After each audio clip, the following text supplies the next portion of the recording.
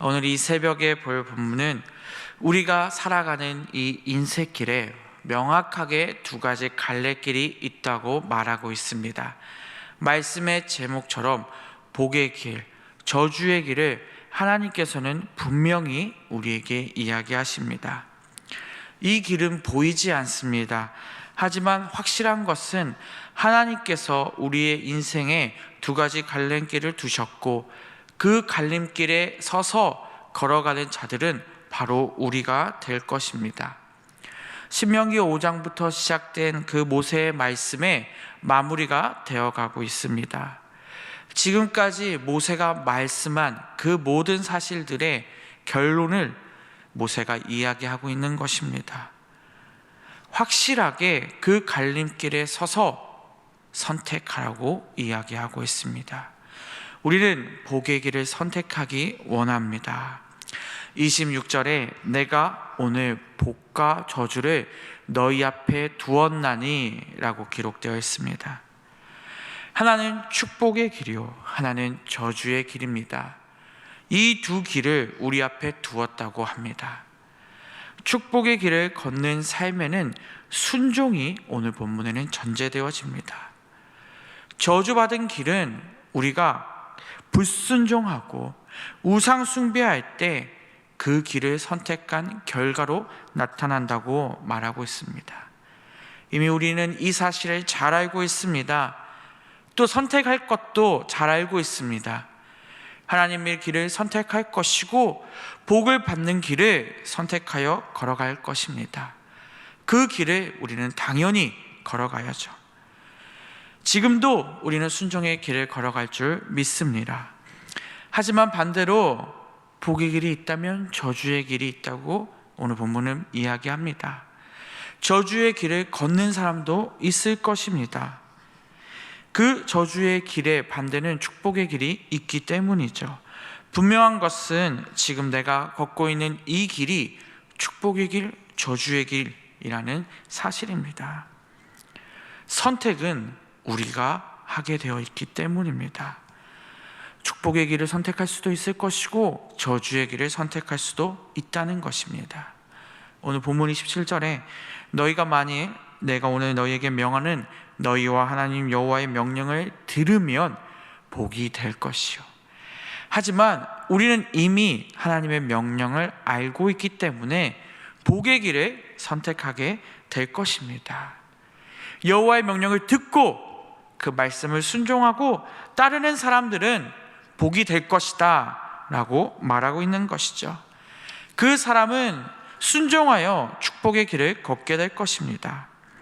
말씀해 보니 복된 길, 이 축복의 길을 걷는 것은 참으로 쉽고 간단합니다. 하나님의 말씀을 들었다면 그 길을 따라 순종하기만 하면 되는 것이기 때문입니다. 하지만 우리는 연약합니다. 하나님의 말씀을 순종하고 따르면 되는데 하나님을 온전히 순종하지 못하고 그 길을 자꾸 벗어날 때가 있기 때문입니다. 우리는 부족함을 잘 알고 있기 때문에 하나님께 더욱더 은혜를 구해야 합니다. 믿음으로 주님을 의지하고 엎드리며 겸손한 자세로 이 복의 길을 걸어가야 한다는 것입니다. 이것이 바로 순종의 자세이고 복된 길로 임하는 우리의 자세가 될 줄 믿습니다. 우리의 흔들리지 않는 그런 믿음 위에 서서 이 길을 걸어갈 때 주님이 함께 하시고 때때로 은혜 부어주실 줄을 믿습니다. 또 주님께서 연약함, 부족함, 우리의 잘못된 마음들을 채우고 이끄실 줄을 믿습니다. 하지만 이 길만 있는 것이 아닙니다. 반대로 저주의 길이 있습니다. 28절에 너희가 만일 내가 오늘 너희에게 명령하는 도에서 돌이켜 떠나 너희의 하나님 여호와의 명령을 듣지 아니하고 본래 알지 못하던 다른 신들을 따르면 저주를 받으리라 라고 분명히 이야기합니다. 여호와의 명령을 따르지 않고 다른 신들을 따르면, 우상 숭배하면 저주 받을 것이라고 명확히 이야기하고 있는 것입니다. 하나님의 말씀을 우습게 여기고 듣지 않을 때, 또 재물을 우상 삼고 다른 것들을 우상 삼을 때 여호와를 떠난 사람은 저주를 받는다고 성경은 분명히 이야기하고 있습니다.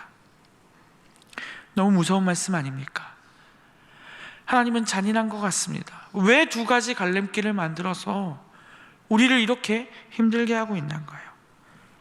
아예 선택지가 없어서 하나님만 따라 살게 하시면 우리는 축복받고 그 하나님만 찬양하며 살게 되지 않을까요? 그런데 오히려 순종의 길은 우리에게 허락된 길이 아니었습니다. 인간은 원래 아담의 범죄 이후에 저주 아래에 놓은 자식들이었고 멸망의 자식이었습니다. 그래서 우리는 저주의 길을 살아갈 수밖에 없는 오히려 그런 존재였습니다.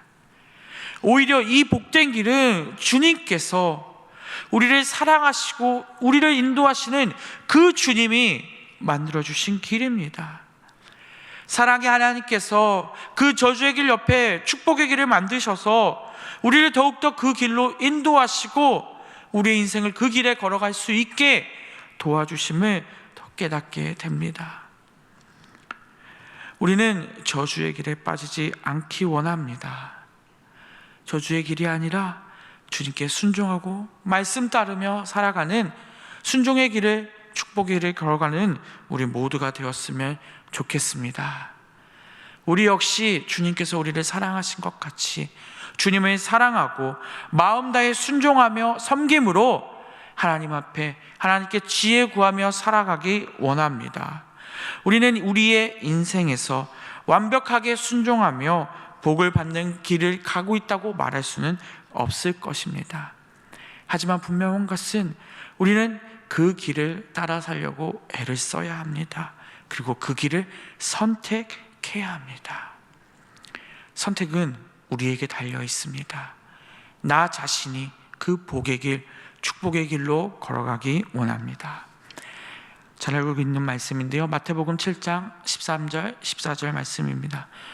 좁은 문으로 들어가라. 멸망으로 인도하는 문은 크고 그 길이 넓어 그리로 들어가는 자가 많고, 생명으로 인도하는 문은 좁고 길이 협착하여 찾는 자가 적음이라.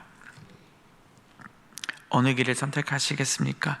넓고 쉬운 길을 선택하시겠습니까? 아니면 협착하여 조금 많이 힘들 수 있는 그 축복의 길을 선택하시겠습니까? 하나님의 지혜 받은 우리는 하나님의 지혜 구하며 하나님 앞에 온전히 서서 축복의 길, 힘들고 좁은 문을 선택하는 우리가 되었으면 좋겠습니다. 말씀을 맺겠습니다. 이스라엘 백성들이 가나안에 입성하면 남쪽의 그리심산, 북쪽의 에발산 두 곳을 바라봐야 합니다. 그곳은 축복의 길, 저주의 길입니다. 우리는 올바른 선택을 하며 남은 인생을 살아가기 원합니다. 하나님께서는 분명히 우리에게 제시하셨습니다. 우리는 선택해야 합니다.